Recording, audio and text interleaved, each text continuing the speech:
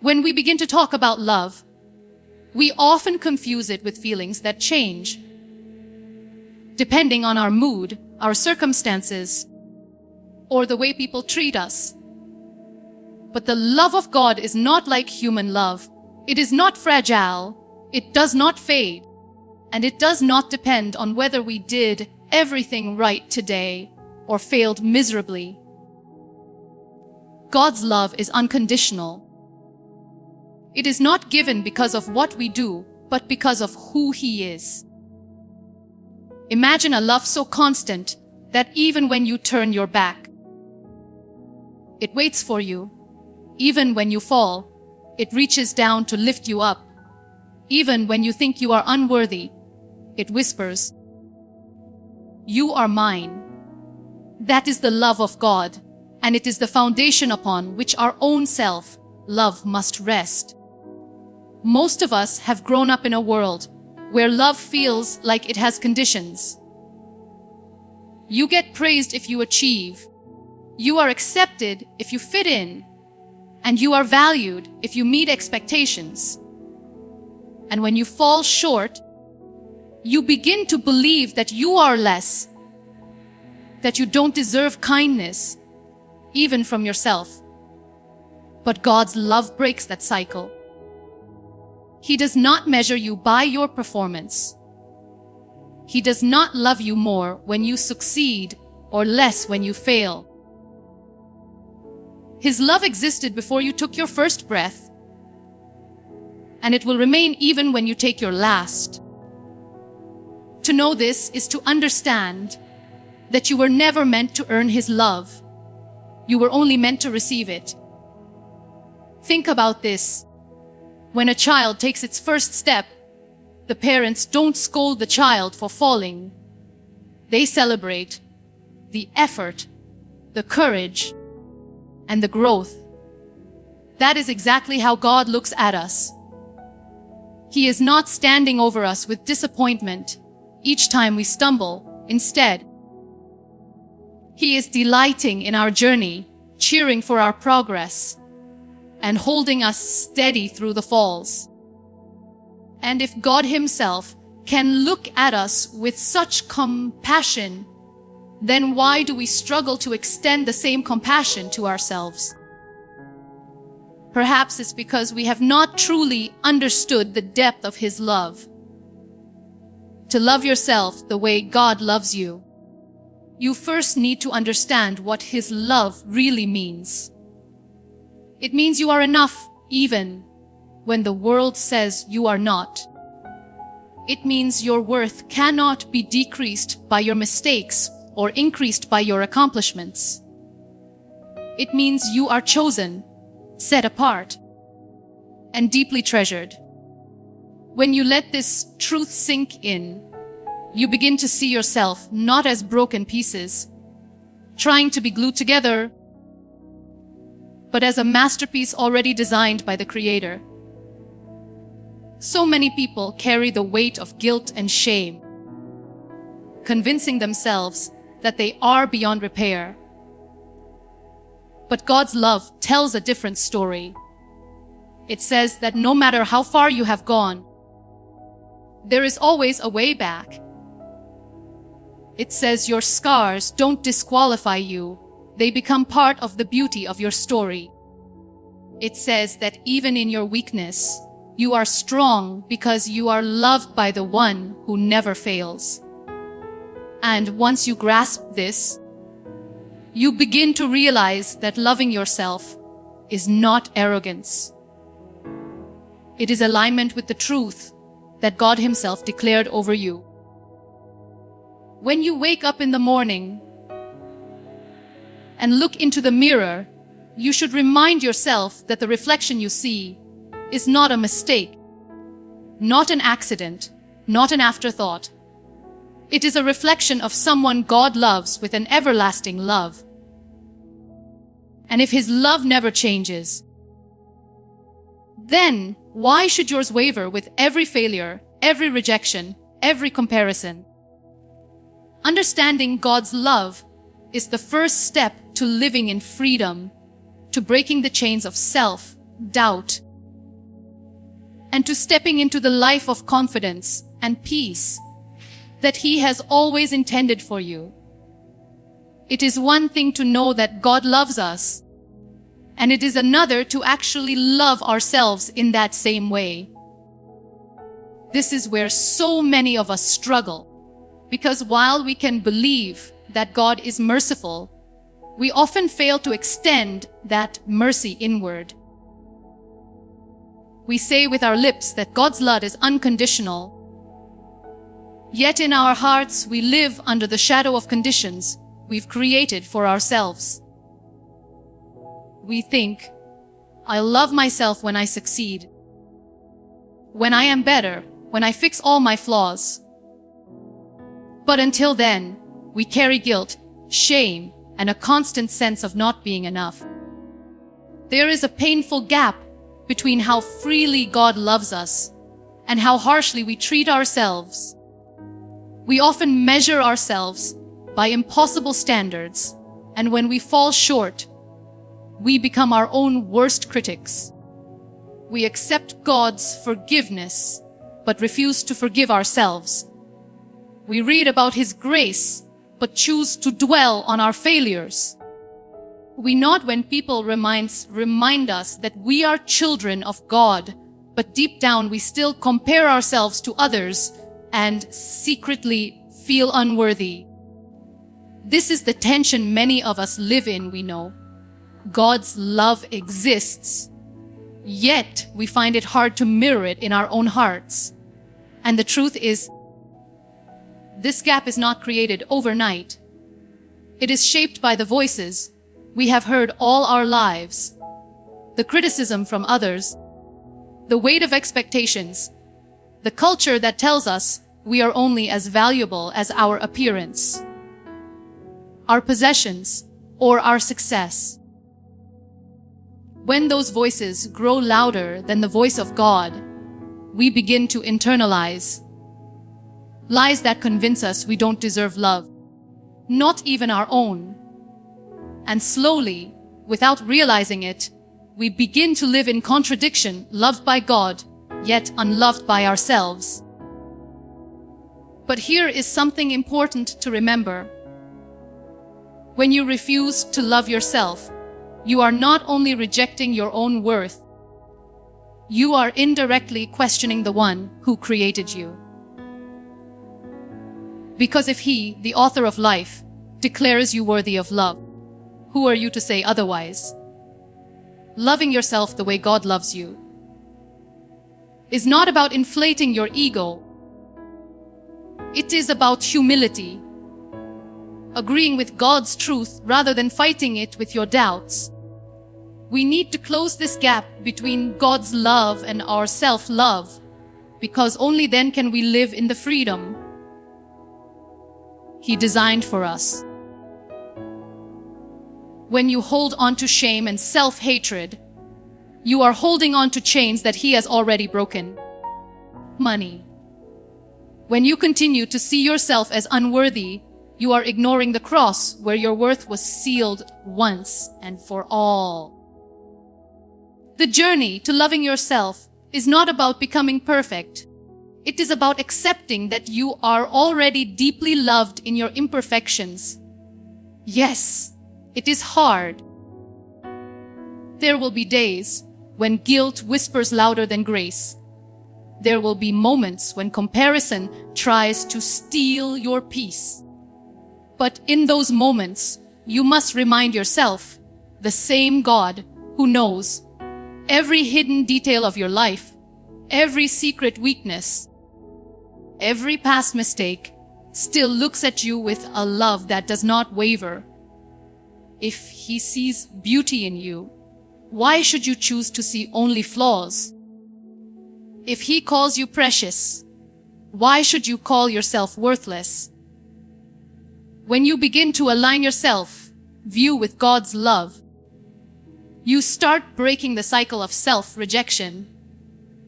You learn to speak kindly to yourself, to treat yourself with compassion, to forgive yourself with the same gentleness He offers you every day. The gap starts to close, and you begin to experience peace. Not because your life is flawless, but because your love for yourself is rooted in the unshakable love of God. One of the greatest struggles many people face is understanding their own worth. We often think that loving ourselves is selfish, or that it makes us arrogant, but in reality, it is the very opposite. True self-love is not about placing yourself above others. It is about seeing yourself the way God sees you. It is about recognizing that you are valuable, not because of what you have done, but because of who you are in Him. When you begin to embrace your worth, you are not inflating your pride. You are honoring the truth that God has already declared over your life. From the very beginning, God created you with intention. He did not make you by accident or without thought. Every feature, every ability, every part of your being was carefully designed. If the Creator of the universe calls you His masterpiece, then how can you call yourself anything less? The problem is that most of us do not see ourselves as a masterpiece. Instead, we look in the mirror and find only flaws. We measure our worth by achievements, by how much money we earn, by how successful people think we are, or by how close we come to meeting society's standards of beauty and perfection. And when we fall short, we convince ourselves that we are not enough. But God never asked you to prove your worth through performance. He declared it from the very beginning. Your worth does not increase when you achieve, and it does not decrease when you fail. It is constant because it is rooted in God's eternal love. That is why self-worth is not arrogance. It is alignment with truth. When you love yourself in this way, you are not putting yourself on a pedestal. You are simply agreeing with God's perspective. That you are chosen, you are loved, and you are treasured. So many of us wait for others to validate us. We think we need someone else's approval before we can feel confident in who we are. But the truth is, if you place your worth in the hands of people, you will always live in insecurity because people's opinions change. One moment they praise you, the next they criticize you. But if your worth is anchored in God, then nothing can shake it. He says you are enough, and that truth remains even when the world says otherwise. Think of how differently we would live if we truly embraced our worth. We would stop shrinking ourselves to fit into places we were never meant to belong. We would stop comparing ourselves with others because we would know that our journey is unique. We would stop apologizing for being who we are because we would understand that our identity is not a mistake. This kind of self-love does not create arrogance. It creates peace. It allows us to live confidently without needing to prove ourselves at every step. When you begin to value yourself the way God does, you also start to treat yourself with more kindness. You no longer use words of condemnation against yourself. You begin to forgive yourself, to give yourself grace, to nurture your body and your soul because you recognize they are precious. You start to live with a sense of dignity because you know you are a child of God.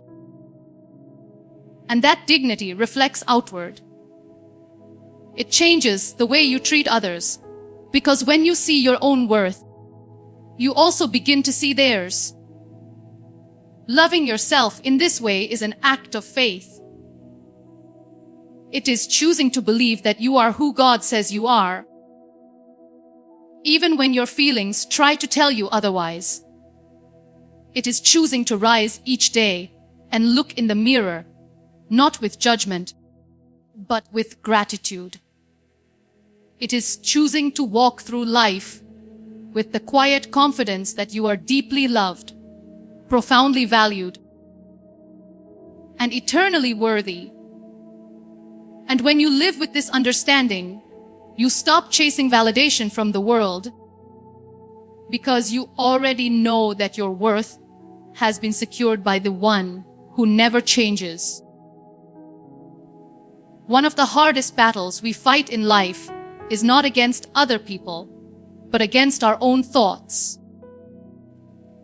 It is the quiet war that happens inside our minds when we constantly criticize ourselves, when we replay our mistakes over and over, when we define ourselves by what went wrong instead of who we truly are. Many of us live trapped in cycles of self-criticism, carrying labels that were never meant for us. We call ourselves failures. We call ourselves not good enough. We convince ourselves that because we have made mistakes, we are mistakes. And yet, that is not how God sees us. He calls us His masterpiece. He says we are fearfully and wonderfully made. And if He has already declared that over us, why do we insist on declaring the opposite? The problem with self-criticism is that it robs us of the joy of living. Every time you dwell on your failures, you are giving power to the past instead of walking into the future God has planned for you. Every time you compare yourself to others, you are denying the uniqueness that God has placed in you. Every time you belittle yourself, you are silencing the voice of truth that says you are loved and chosen. And slowly, this inner dialogue becomes a prison. You start believing that you are unworthy of love, unworthy of success, unworthy of happiness. But the reality is, those chains only exist because you allow them to. God never intended for you to live chained to shame or regret. When He looks at you, He doesn't see someone defined by their failures. He sees someone defined by His grace. The cross was never about making you perfect. It was about freeing you from the need to carry your own condemnation. That means you don't have to keep punishing yourself for what went wrong. You don't have to carry guilt like a badge. You don't have to measure yourself by mistakes that have already been forgiven. If God has already extended forgiveness to you, who are you to withhold it from yourself? It is time to break the cycle of self-criticism. That doesn't mean ignoring your flaws or pretending that you never fail. It means accepting that failure is part of being human, but it does not define your identity. It means looking at your scars and realizing that they are not symbols of defeat, but proof that you survived. It means being gentle with yourself on the days you fall, just as God is gentle with you. To love yourself the way God loves you is to silence the harsh inner critic and replace it with a voice of grace, a voice that says, I am still learning, I am still growing, and I am still loved. We have to learn to speak to ourselves the way we would speak to someone we love. If a friend came to you broken and full of regret, you would not tear them down further. You would comfort them, remind them of their worth, and encourage them to keep going. So why do we struggle to do the same for ourselves?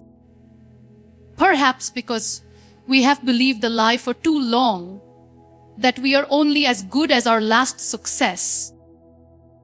But God's truth is different. He sees value in you even when you see nothing but flaws. When you stop criticizing yourself and start embracing who God says you are, you begin to walk in freedom. You stop holding on to the weight of every mistake. You stop comparing your journey to others and start celebrating your own progress. You learn to rest in the fact that you are loved exactly as you are, not as you think you should be. And from that place of freedom, you begin to live with more joy, more courage, and more peace. The chains of self-criticism can only hold you if you choose to keep them on. But the moment you decide to align your inner voice with God's voice, those chains fall off. You begin to live lighter, freer, and more alive. You begin to love yourself the way He already loves you. With patience, with kindness, with grace that never runs out. Loving yourself the way God loves you is not just an idea you hold in your heart. It is something you practice every single day. It is a choice you make in the small, ordinary moments of life. We cannot simply say, "I love myself," and then continue to treat ourselves with neglect, with harsh words, or with unforgiveness. If love is real, it must be visible in the way we live. That is why self-love, when aligned with God's love, must be practiced through daily actions, through forgiveness, through kindness, through care, and through gratitude for the life He has given. One of the most powerful ways to love yourself is through forgiveness. Many people carry the weight of mistakes they made years ago, replaying them in their minds as if they could somehow rewrite the past. But holding on to that guilt is like holding on to poison. It weakens your spirit, it dims your joy, and it keeps you from living freely. God has already forgiven you, and yet you continue to punish yourself. Loving yourself means deciding to let go, deciding to stop reliving the old wounds, and choosing to move forward with grace. Forgiving yourself does not mean you excuse the wrong.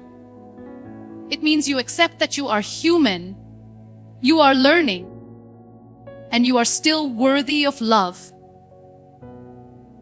Another way to practice this love is through the words you speak to yourself. Too many of us fill our minds with negativity. I am not good enough. I am not smart enough. I am not beautiful enough. Over time, these words shape our identity and rob us of confidence. But imagine if you replace those words with truth. I am loved. I am capable. I am chosen. When you start speaking to yourself with kindness, you reprogram your heart to believe what God already believes about you. You become your own encourager instead of your own enemy. Loving yourself also means taking care of the body, mind, and spirit that God entrusted to you. Your body is not something to be hated.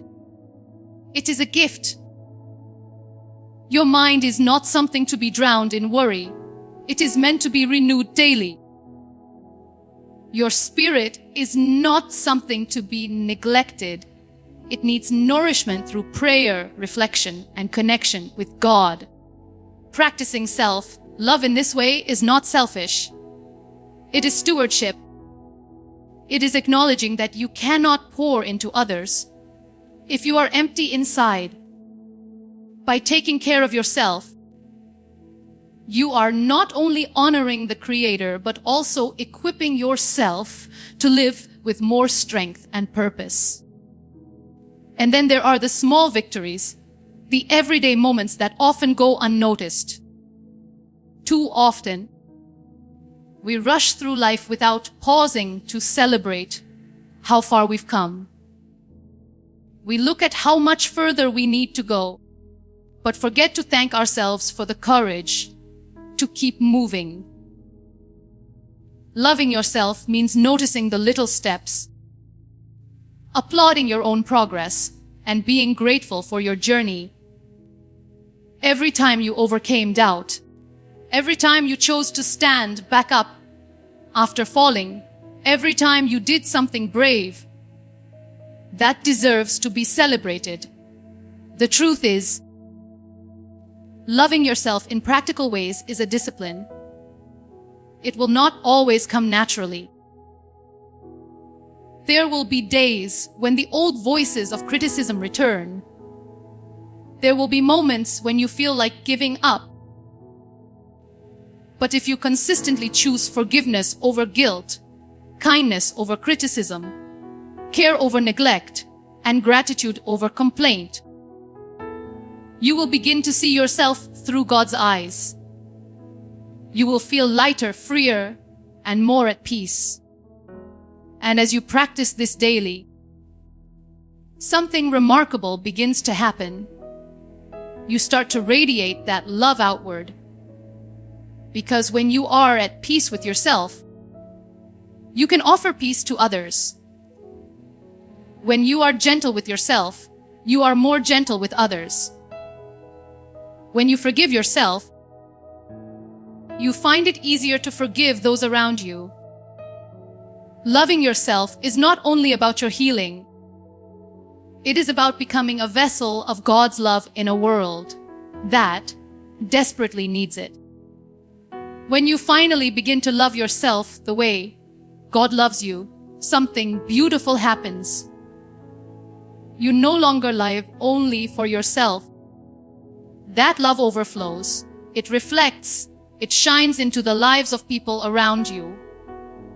Because true love, the kind rooted in God, was never meant to be kept hidden. It was always meant to be shared. When you walk in the awareness that you are loved unconditionally, you naturally become a mirror of that same love. Your life becomes a testimony, a living reminder to others of what it looks like to embrace grace and walk in freedom. Think about it. People are constantly searching for love, for affirmation, for a sense of worth. They are carrying silent battles, fighting insecurities, and trying to fill empty spaces within their hearts. Sometimes, what they need is not another sermon, but a living example. They need to see someone who truly accepts themselves, who walks with quiet confidence, who radiates peace because they know they are loved by God. That kind of presence is magnetic. It heals without words. It uplifts without trying. It inspires without forcing. And this is what happens when you love yourself in alignment with God's love. Your very existence becomes a source of light to others. This reflection of love is not about perfection.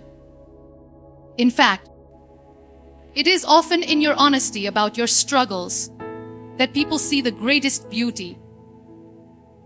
When you can say, "I have failed, but I am not defined by my failure," or "I have scars, but they remind me that I survived," you give others permission to embrace themselves too. Your authenticity becomes an invitation. People realize that they do not have to be flawless to be worthy of love. They simply have to be willing to receive it. And in that moment, you become a bridge that connects them to the love of God. Loving yourself also allows you to give love without fear. Many people struggle to love others because they do not truly love themselves. They give out of emptiness. They forgive half-heartedly. They encourage others while secretly tearing themselves apart. But when your self-love is grounded in God's love, you stop loving from a place of neediness or insecurity. You love freely because you are already filled. You forgive easily because you have already forgiven yourself. You celebrate others sincerely because you no longer see them as competition. This is the kind of love that changes relationships, families, and communities. The world does not need more people who hide behind masks of perfection. It needs people who are whole in their brokenness, confident in their imperfections, and unashamed of their journey. When you live in this way, you reflect the very heart of God. You become someone who reminds others that they too are worthy, that they too are loved, that they too can rise above the voice of self-doubt. Your life becomes a ripple, touching hearts in ways you may never even realize. And here is the most powerful part. When you love yourself the way God loves you, you step into your purpose. You stop holding yourself back out of fear. You stop sabotaging your own potential. And you begin to walk boldly in the calling God has placed over your life. Because now you know. You are not too broken, not too flawed, not too unworthy. You are enough and you are loved. That realization frees you to pursue your dreams, to serve others wholeheartedly, and to leave an impact that echoes far beyond your lifetime. So loving yourself is not just about healing your own heart. It is about becoming a reflection of divine love in a world that is desperate for it. It is about living in such a way that when people encounter you, they catch a glimpse of God's grace. And if you can carry that love into every conversation, every relationship, every dream, then you will not only transform your own life, you will transform the lives of everyone who crosses your path.